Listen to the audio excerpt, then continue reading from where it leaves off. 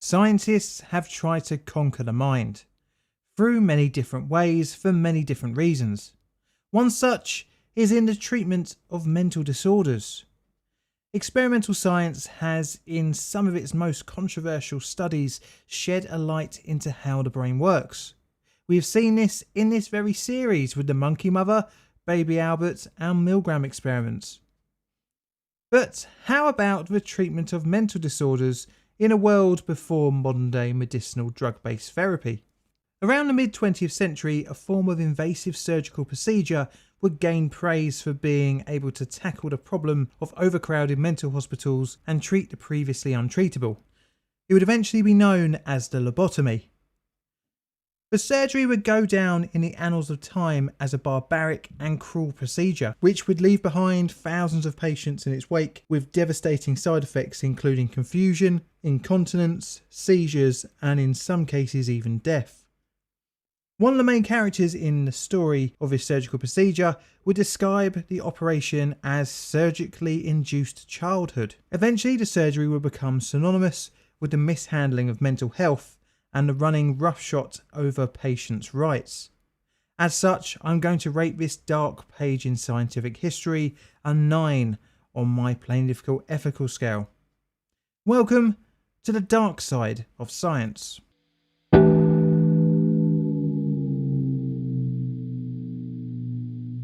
It is the turn of the 20th century. Mental health institutions throughout Europe and the USA have become dangerously overcrowded.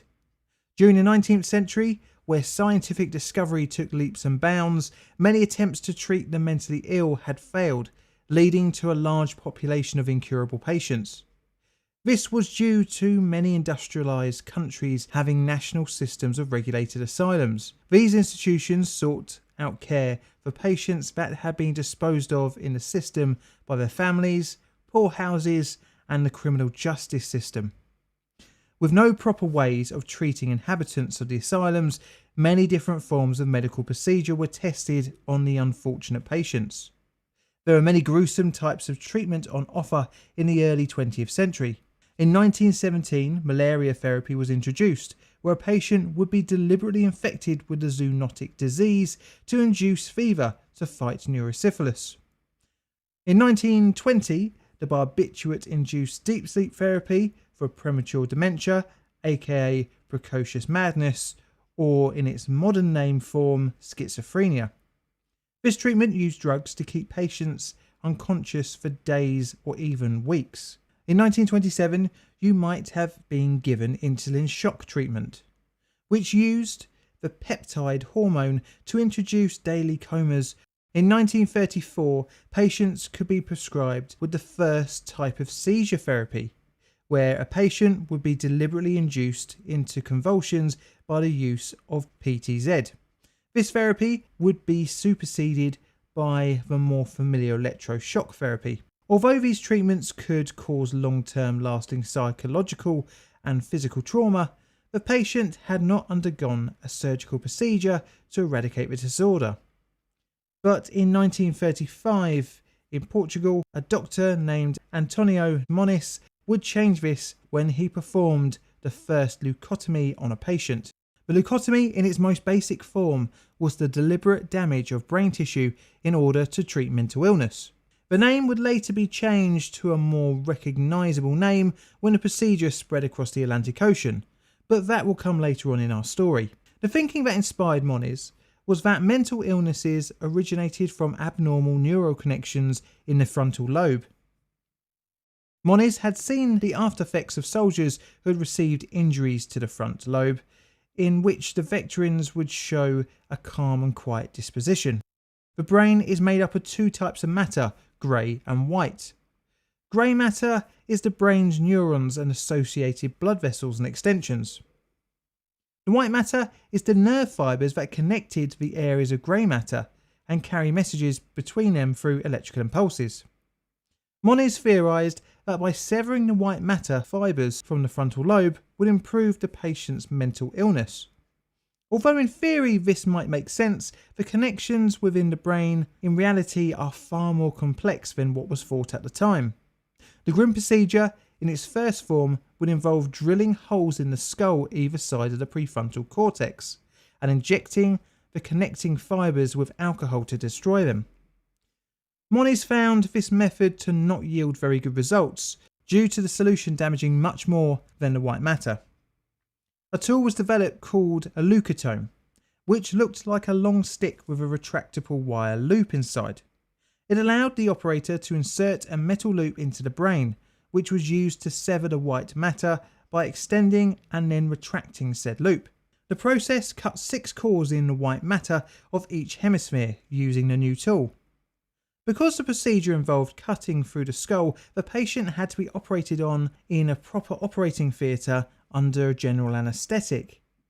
To test the theory, Moniz enlisted neurosurgeon Almeida Lima to conduct the surgery on 20 test subjects.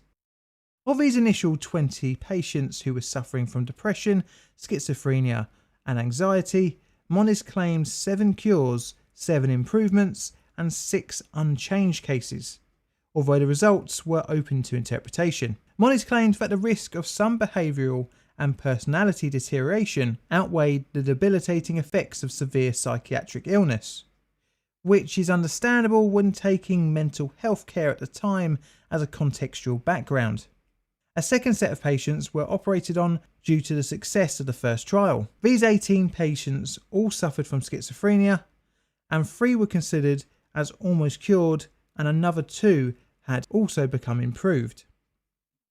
Moniz did conclude that patients that had deteriorated considerably from their condition pre-procedure did not benefit much from the operation.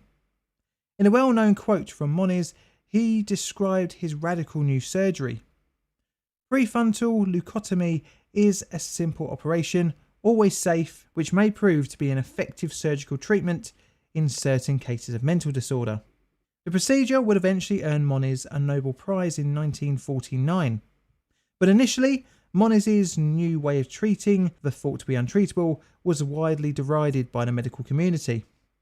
In 1936, Moniz published his results through articles in the medical press and a monograph, but to little attention. On the 26th of July 1936, one of his assistants gave a presentation at the Parisian meeting of the Société Médico-Psychologique on the results of the second test subjects, the 18 people suffering from schizophrenia leucotomized by Lima. This meeting wouldn't go down well, as the lead doctor at the institute in Lisbon, who had supplied the first set of patients to Moniz, was also in attendance and widely denounced the after effects of the surgery, saying that patients who had returned to his institute post-operation were diminished and had suffered a degradation of personality, further adding that the initial results of calmness and improvement were more likely attributed to the severe shock of the surgery and ultimately from the horrible brain trauma that the procedure induced on its victims. Many other physicians denounced the procedure, but bizarrely, this isn't the end, as several individual clinicians thought Moniz's leucotomy could be useful on an experimental basis on severe patients, and as such, the surgery was spread throughout Europe and even to the US during the mid to late 1930s, and this leads us down an even darker path. It is here that we are introduced to American doctors Walter Freeman and James W. Watts. Inspired by Moniz's new surgical procedure in 1936, the duo performed their own leucotomy. Walter had learned of the procedure after a chance meeting of Moniz at the London-hosted Second International Congress of Neurology in 1935. The American was fascinated by the surgical technique. Upon returning to the US, Freeman started communicating with the Portuguese doctor. Moniz, during the correspondence, promised to send a monograph on leucotomy and urged him to purchase a leucotome of his own. Upon receiving the paper on the procedure, Freeman reviewed it and set about with his colleague Watts on experimenting with the surgery, which led to September 1936. Seeing flaws in the surgery, Watts and Freeman developed their own variation, which renamed the procedure the standard prefrontal lobotomy, to differentiate it from the Moniz method. This version severed more of the white matter and would be the de facto method moving forward for lobotomies performed in operating theatres. Walter thought that the lobotomy could be streamlined even further still. The new standard procedure had the same shortcoming of the Moniz method, and that was access to the brain. You see, cutting through the patient's skull required the operation to be conducted in an operating theatre, with all the trappings, anaesthesiologist, qualified surgeon, hygiene, and so on and so forth. Walter had heard of an Italian doctor, Amarello Fiamberti, who had performed the leucotomy by accessing the prefrontal lobe through the eye socket in 1937. Fiamberti's method was to puncture the thin layer of orbital bone at the top of the eye socket, and then, much like Moniz's early experiments, inject alcohol into the white matter, or in later surgeries, cutting the white matter with a hypodermic needle. Walter took this process and modified it using probably one of the most unlikely of tools. This is a surgical tool. Or is this a surgical tool? It's hard to tell, as one was used in psychosurgery and the other is an ice pick. Well, the similarity is not a coincidence, as Freeman's improvements on Amarello Fiamberti's transorbital lobotomy replaced the needle with an ice pick. In development of this new method, Freeman took an ice pick from his own kitchen and started practicing on a watermelon. He would eventually graduate to using cadavers. The thinking was that if the lobotomy could be performed without exposing the brain, then it could be performed by psychiatrists in psychiatric hospitals, allowing more people to be operated on. These are the tools used to the Freeman transorbital lobotomy. A new tool called the orbitoclast, essentially an ice pick with markings along the side, and a hammer. The method would involve the patient being either under anaesthetic or electroconvulsive therapy used to render the subject unconscious.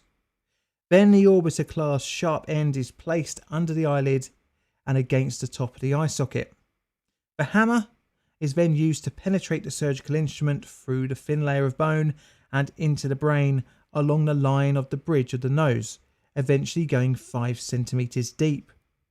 The orbitoclast was then pivoted 40 degrees at the orbital perforation, so the tip cut towards the opposite side of the head. After this, the tool was then hammered in a further 2 centimeters into the brain. Again, the orbitoclast was pivoted around 28 degrees each side to cut outwards and again inwards. Once this was complete, it was removed and the process was repeated on the other eye socket. The first patient to receive the procedure was in 1946, but once Freeman's partner Watts had heard about this new method, he left their practice, disgusted at the transorbital lobotomy. But like every other chapter in this story, this would not hamper the procedure's prevalence. The lobotomy had now been transformed from a serious surgical procedure of last resort to a 10-minute doctor's office job. Along with this came a severe lack of follow-up care and monitoring, which led to high relapse rates. Because of this, towards the end of the 1940s, nearly 20,000 people in the US had received the procedure. But not only that, the transorbital lobotomy would spread across the world and even back to the leucotomy's home grounds of Europe, spreading further still to the Soviet Union and Japan. To get a lobotomy in its late 1940s peak, you really didn't need to have much of a mental health condition, with the treatment touted for all kinds of ailments. The list of treatable illnesses with a lobotomy included, but was certainly not limited to, ADD, OCD, anxiety, PTSD, postnatal depression, chronic pain, Alzheimer's, criminality, and violent outbursts. Freeman, ever the showman, was responsible for a patient's death in 1951 when pausing a lobotomy to pose for a photo, in doing so causing severe brain hemorrhaging. He was even known to lobotomize 2 patients at the same time, one with each hand. The doctor even performed the operation on minors, including children as young as 4.